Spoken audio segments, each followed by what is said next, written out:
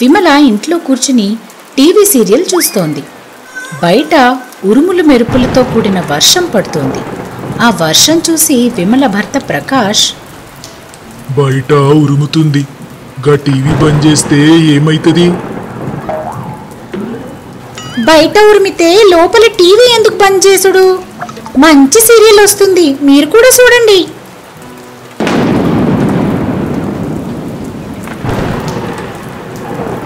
ఆ మెరుపుకి టీవీ పాడైపోయింది.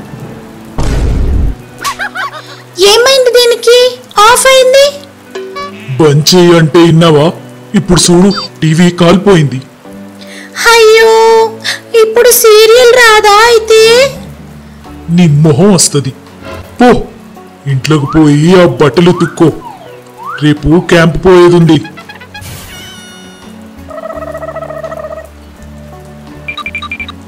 మీరేడికి పోతున్నారు? నీకు చెల్లెలు తీసుకొద్దామని పోతున్నా. ఈ టైంకి ఏడికి పోతానే, ఆఫీస్కి వెళ్ళొద్దా? నువ్వు బట్టలు ఉతుకు. ఆగు, ఆ వాషింగ్ మిషన్లో వేసేవు, అది కూడా పాడైతుంది. మళ్ళా నువ్వే చేతులతో ఉతుకు.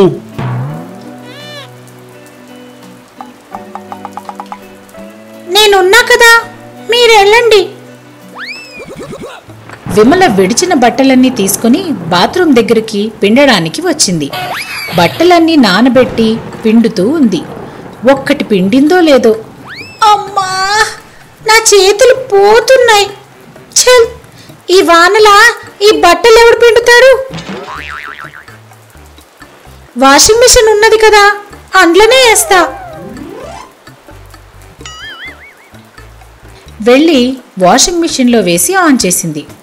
ఆన్ చేయడంతోనే వాషింగ్ మిషన్లో పెద్ద చప్పుడయ్యి ఆగిపోయింది. మిషన్ కూడా పని చేయట్లేదు. అయ్యో, ఇది కూడా పాడైనట్టుంది. ఇప్పుడు ఎట్లా? ఆయన చెప్పినా వినకుండా ఇంట్లో బట్టలేసిన ఆయన వచ్చి చూశాడంటే నా పని అయినట్టే. ఇప్పుడు ఏం చేయాలి? ఆ వర్షంలోనే అత్త వాళ్ళ ఇంటికి వెళ్ళింది. ఏందే ఇంత వానలొస్తున్నావు? ఏమైంది? అది అత్తమ్మ, మా టీవీ ఖరాబ్ అయింది అని ఏడుపు మొదలుపెట్టింది. అది ఖరాబైన దానికి నువ్వేం చేస్తావే? ఇంకోటి కొనుక్కుందాం తీ, ఏడవకు. అది ఖరాబ్ అయినందుకు ఏడుస్తలేనత్తమ్మా. మరి మీ కొడుకు ఆఫీస్కి పోతా పోతా బట్టలు చేత్తోనే ఉతుకు, మిషన్లో వేయకు, అది కూడా ఖరాబ్ అవుతుంది అని చెప్పి మరీ పోయిండు. నేను ఆయన మాట వినక మిషన్లోనే బట్టలు ఉతుకుతా అని చూసిన అత్తమ్మా. ఆ మిషన్ కూడా పాడైంది. ఇప్పుడు మీ కొడుకు వస్తే ఏమంటాడో అని భయంగా ఉంది. భయం గళ్ళ కోడి బజార్లా గుడ్డు పెట్టినట్టే ఉంది నీ కథ. వాడంటే భయమే గాని వాడు చెప్పింది మాత్రం చేయవు. తప్పైందత్తమ్మా, మీరే ఏదైనా చెయ్యాలి. ఆయన రేపు క్యాంపుకి పోతాడంట. బట్టలన్నీ ఇడిసేసినాయే ఉన్నాయి. సరే ఊకో, నా దగ్గర వాషింగ్ మిషన్ ఉంది, అది తీసుకుపోయి ఉతికేయి. ఒక వాషింగ్ మిషన్ ఇచ్చింది. అది చూడ్డానికి వింతగా ఉంది. ఇదేంతత్తమ్మా ఇట్లుంది? ఇది అసలు వాషింగ్ మిషనేనా? ఇది మామూలు వాషింగ్ మిషన్ కాదు, మ్యాజికల్ వాషింగ్ మిషన్. మ్యాజికలా? అన్ని వాషింగ్ మిషన్స్ మాసిపోయిన బట్టలని తెల్లగా చేస్తాయి కదా, ఇది అది మాత్రమే కాక చిరిగిపోయిన బట్టలేస్తే మంచిగా వస్తాయి. పాత బట్టలు వేసినామనుకో మళ్ళీ ఇప్పుడే కొన్న కొత్త బట్టలెక్క వస్తాయి. నిజంగా నా అత్తమ్మా? నాకివ్వండి, మీ కొడుకు బట్టలన్నీ ఉతికేస్తా. ఆ వాషింగ్ మిషన్ తీసుకుని ఇంటికొచ్చింది. ప్రకాష్ బట్టలన్నీ మిషన్లో వేసి ఉతికేసింది. అవయ్యాక, ఇది మ్యాజికల్ అని చెప్పిందా ముసల్ది, ఓసారి టెస్ట్ చేద్దాం. ప్రకాష్ చొక్కా ఒకటి చింపి ఆ మిషన్లో వేసి ఆన్ చేసింది. వెంటనే ఆఫ్ చేసి అందులో వేసిన చొక్కా బయటకి తీసి చూసింది. విమల ఆశ్చర్యపోయింది. చిరిగిన చొక్కా మళ్ళీ మామూలుగా మారిపోయింది. హాయ్, ఆ ముసల్ది నిజమే చెప్పింది. ఇది నిజంగా మ్యాజిక్కే. ఇప్పుడు ఆ టీవీ పాడైపోయింది కదా, ఈ మిషన్లా ఏదేసినా కొత్తగా అయ్యి బయటకు వస్తాయి అని ఆ ముసల్ది చెప్పింది కదా. ఇప్పుడు ఆ టీవీ ఇంట్లో వేసినానంటే మళ్ళా కొత్త టీవీ బయటకు వస్తుంది. హాయ్, ఆయన వచ్చి చూసి గొప్ప పని చేసినావని నన్ను మెచ్చుకుంటాడు. అట్లనే చేస్తా. ఆ టీవీ తీసుకొచ్చి వాషింగ్ మిషన్లో వేసి ఆన్ చేసింది. అంతే, ఆ వాషింగ్ మిషన్ నుంచి చాలా పొగ వచ్చింది. దట్టమైన పొగ ఇల్లంతా కమ్మింది. ఆ పొగ చూసిన బయట జనం ఫైర్ ఇంజన్కి కాల్ చేశారు. ఫైర్ ఇంజన్ వాళ్ళు వచ్చి ఇంటికి నీళ్లు కొట్టారు. వాళ్ళు పట్టిన నీటి వేగానికి విమల ఇంటి కప్పంతా లేచిపోయింది.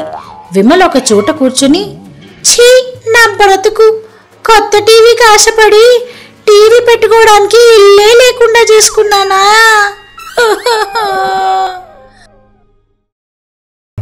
అత్యాస జ్యూస్ వాడు. రాజేంద్ర సిటీలో జ్యూస్ సెంటర్ నడుపుతూ ఉన్నాడు. అన్ని రకాల జ్యూసులు అతని దగ్గర లభిస్తాయి. చాలా మంచివాడు. కస్టమర్స్తో చాలా బాగా నడుచుకునేవాడు.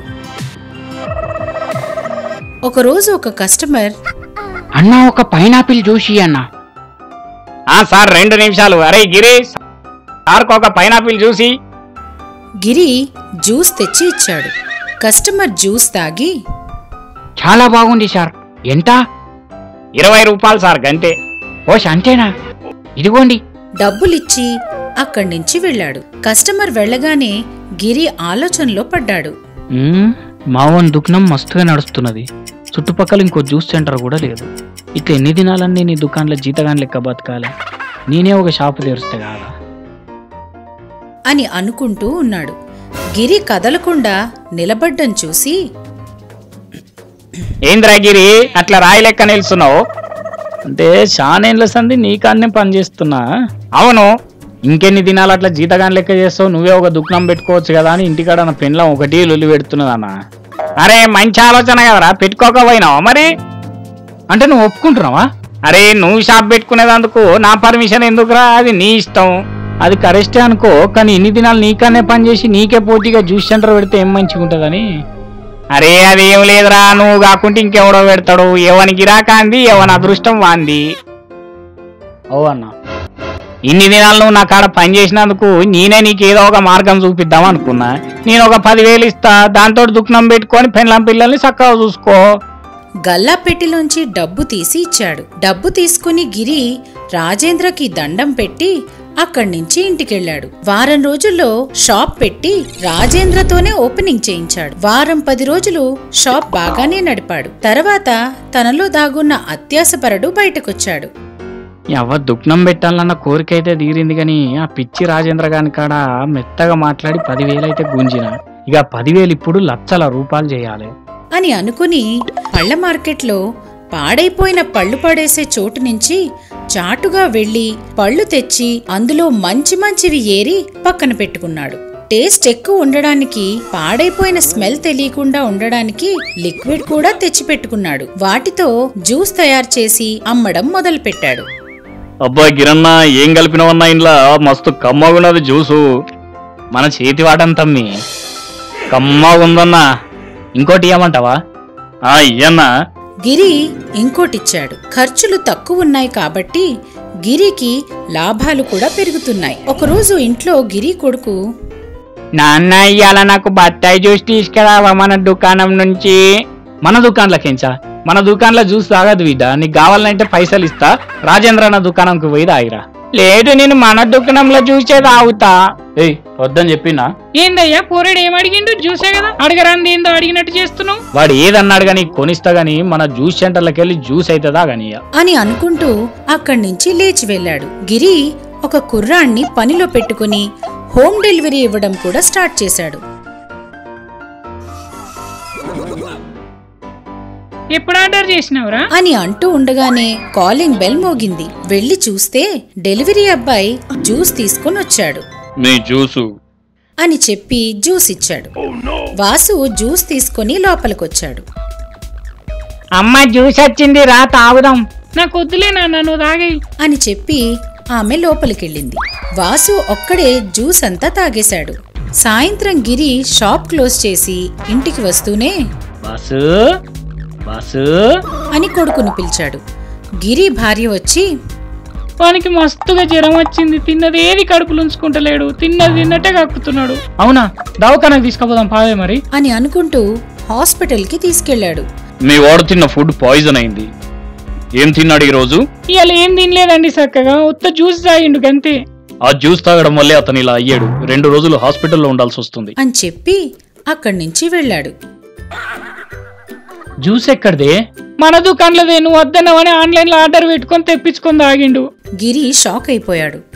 అక్కడే కూర్చుని, ఒక్క పూట నా దుకాణంలో జ్యూస్ తాగినందుకే నా కొడుకు హాస్పిటల్లో పడ్డాడు అంటే ఊర్లో నా జనమేం కావాలి? నేనొక్కని చేయబట్టి అందరు ఆరోగ్యం పాడవుతున్నదా అని బాధపడుతూ ఉంటే అతని భార్య, ఏమైందయ్యా? తప్పు చేసిన సుశీల, నేను చేయబట్టే ఇవాళ మనోడు దవాఖానలో పడ్డాడే. తప్పు చేసిన, ఇంకెప్పుడు ఆ తప్పు చేయనే అని ఏడుస్తూ ఉన్నాడు. అతని భార్య అతన్ని ఓదారుస్తుంది. 2 రోజుల్లో వాసు డిశ్చార్జ్ అయ్యాడు. గిరి ఇంకెప్పుడూ జనాలని మోసం చేయలేదు. రోజు సాయంత్రం గిరియే తన కొడుకు కోసం స్వయంగా జ్యూస్ తీసుకొచ్చి ఇచ్చేవాడు. అలా గిరి తన అత్యాశని మానుకొని న్యాయంగా ఉంటున్నాడు. దాదా టీవీ ఇటువంటి మరికొన్ని అద్భుతమైన కథల కోసం చూస్తూ ఉండండి.